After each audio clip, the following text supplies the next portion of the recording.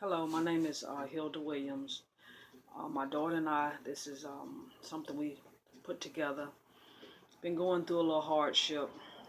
Um, just finding out that I was diagnosed with having Sjögren's.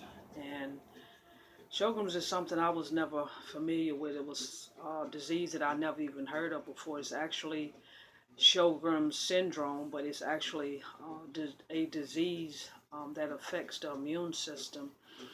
And myself, what's been going on with me for the last, I guess, about 4 years. Just started out as basically blood pressure problems, chest pain that kept leading me to the emergency room off and on. And most of the time, doctors wasn't even sure what I had going on, so they went from random testing to I even wore the heart halter, the new monitor, which a lot of people may be wearing when they have chest pains and doctors really not sure what they are, what's going on or what it is. So they send them to a heart doctor, and most of the time they end up putting it on you. It can be on you for 24 hours. It can be on you for a month, and some people actually wear it for years. But anyway, I'm here actually just trying to raise funds so that I can fight against this disease. It actually took me 2 years to actually figure out what was actually going on. About a year and a half ago, I just started with problems such as just walking around the neighborhood for regular exercise. My hands would actually swell up as if I had on boxing gloves by the time I walked for maybe not even a good 10 minutes, and they would be so swollen until if I could squeeze them and it'll sort of make it go away. But of course, if I had on my rings, I wasn't able to remove them at all. And of course, it started from there. And from there, of course, I was seeing my doctor for the heart thing, supposedly, which it turned out to be not even my heart. I told him about my hands, and of course, he thought maybe something else was going on and wasn't sure, but he said that wouldn't be something that was being affected by my heart. So it went from there to like a year and a half, like I said ago, a year and a half exactly.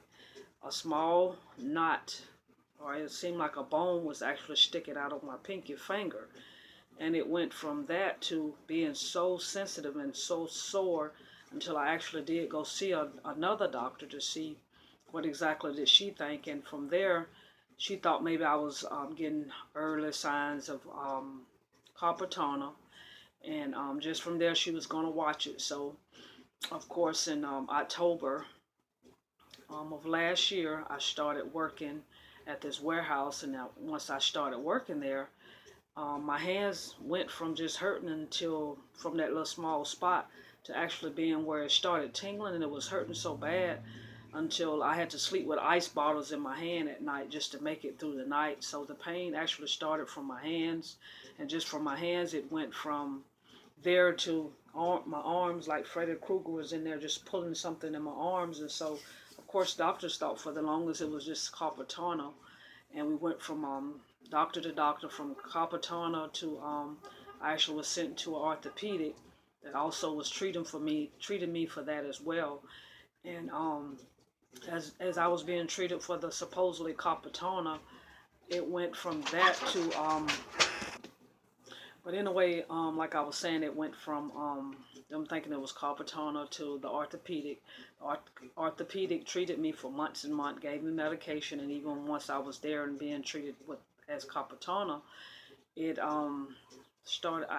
It went from just my hands to now it was actually taking a toll on my body, where I was just feeling real tired a lot. And I'm normally consider myself a go-getter, a hard worker. If I'm going in to work for the day, whether it's 8 hours or 12 hours, then I normally full of energy. So I knew something was going on, but really wasn't sure. So of course, once the doctor saw the orthopedic, realized that he didn't think that it was carpal tunnel, but he wasn't really sure. He sent me for nerve conduction, and once I went for nerve conduction, it was at that time that the doctor who did the study for that, the results came back as actually not even having carpal tunnel. He didn't see any damage with my nerves.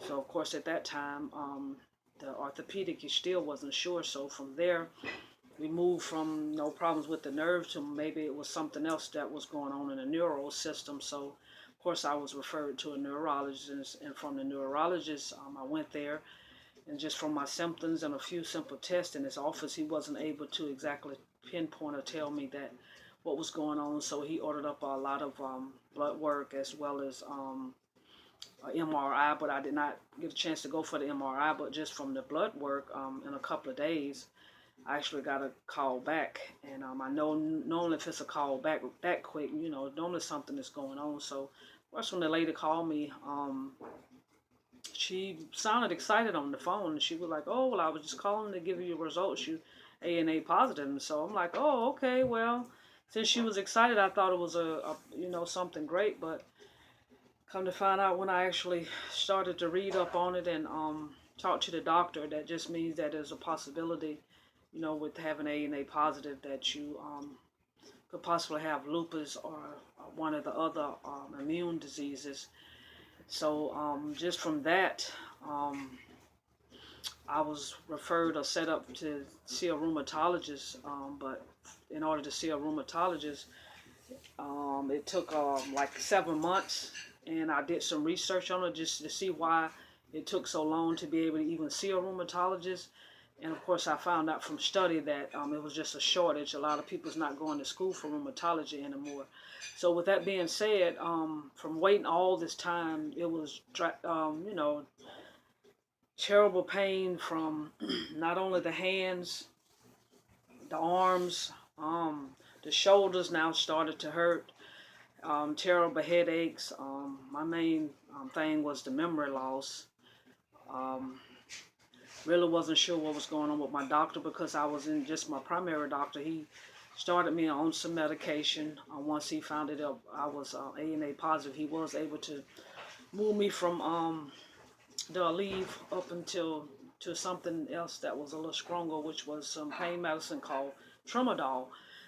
But once I started that, because I continued to have so much pain, I had to go for to another specialist now, to another neurologist that managed pain management. So from there I went, and they also did more testing throughout my body just to see if I had something else going on, if any more nerves and stuff in my body. But anyway, long story short, the thing is, this disease, it's unheard of. So a lot of people are not familiar with it.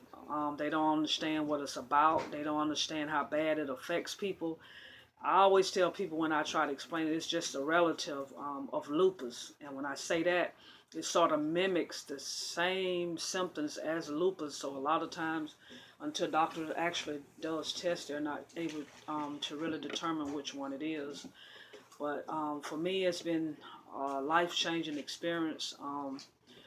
It took away so much from me, just from the energy, from just being able to go out in the sunlight.